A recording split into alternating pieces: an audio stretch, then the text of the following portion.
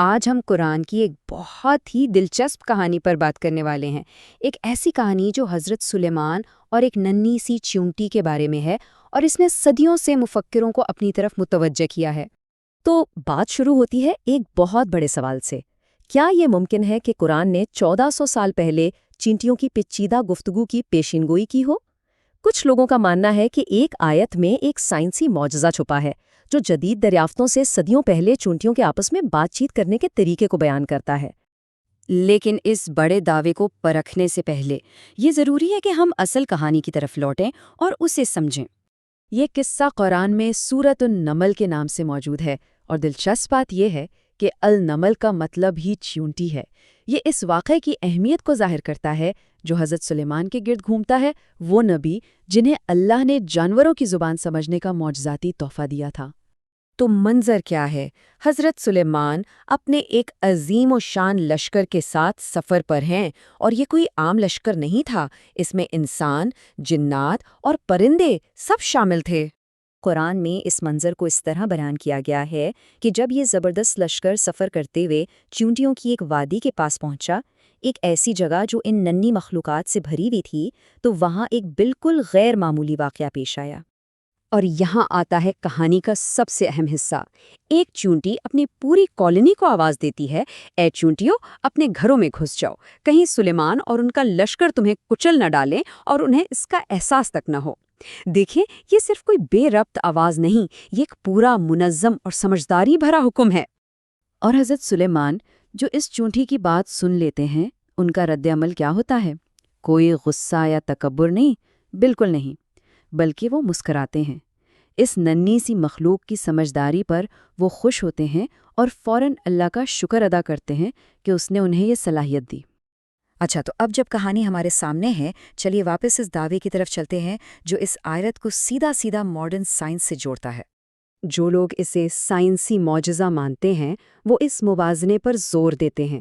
ایک طرف قرآن کا کہنا ہے کہ ایک چیونٹی نے خطرے سے آگاہ کیا، دوسری طرف آج کی سائنس ہمیں بتاتی ہے کہ چیونٹیاں بھی خطرے کا سگنل دینے کے لیے خاص قسم کے کیمیکلز چھوڑتی ہیں جنہیں فیرومونز کہتے ہیں۔ ان کا کہنا ہے کہ یہ دونوں باتیں اصل میں ایک ہی چیز کی طرف اشارہ کر رہی ہیں۔ لیکن بات صرف کیمیکلز کی نہیں ہے، ایک اور بہت دلچسپ نقطہ ہے۔ قرآن میں چیونٹی کے بولنے کے لیے جو لفظ استعمال ہوا ہے وہ ہے قالت، اور یہ ایک مؤنث فعل ہے۔ اور آج ہم سائنسی طور پر جانتے ہیں کہ چیونٹیوں کی کالونیاں اکثر مادہ چیونٹیوں کے گرد چلتی ہیں، جن میں سب سے اہم ان کی ملکہ ہوتی ہے۔ یہ بھی ایک حیران کن حد تک ملتی جلتی بات ہے۔ اور یہ خیال کوئی نیا نہیں ہے، بہت پہلے سے کلاسیکی مفسرین جیسا کہ تفسیر الجلالین میں ہمیشہ سے یہی کہتے آئے ہیں کہ یہ کوئی مجازی بات یا کہانی نہیں تھی، یہ ایک حقیقی گفتگو تھی جسے حضرت سلیمان نے اللہ کے دیے ہوئے معجزے سے سمجھا تھا۔ لیکن کیا اس آیت کو سمجھنے کا یہی ایک طریقہ ہے؟ ضروری نہیں۔ ہر کوئی اس بات سے اتفاق نہیں کرتا کہ ہمیں پرانے متن میں آج کی سائنس کی تفصیلات ڈھونڈنی چاہیے۔ تو یہاں سے بحث دو حصوں میں بٹ جاتی ہے۔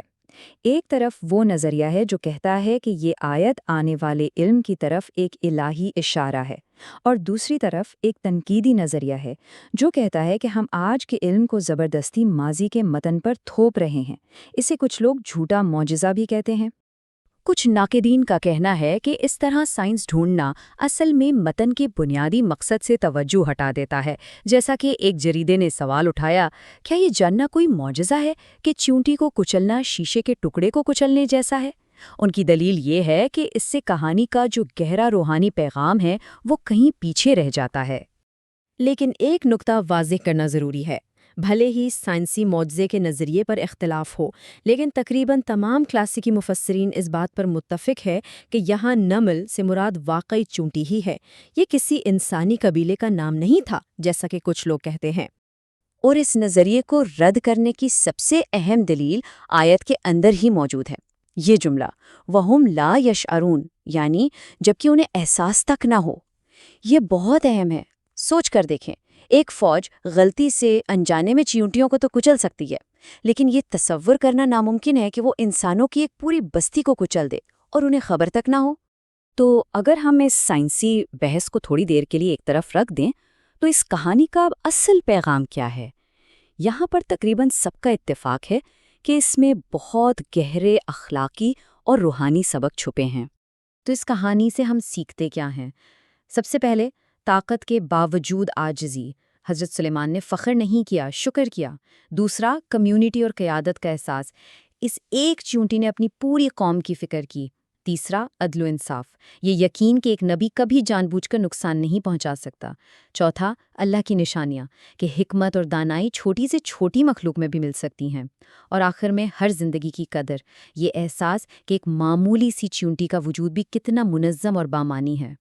تو آخر میں، چاہے ہم اسے سائنس کی نظر سے دیکھیں یا ایمان کی، یہ کہانی ہمیں ایک بنیادی سوال پر غور کرنے کی دعوت دیتی ہے۔ کس طرح کائنات کی ایک ننھی سی مخلوق ہمیں اپنے وجود اور مقصد کے بارے میں اتنے بڑے اور گہرے سبق سکھا سکتی ہے۔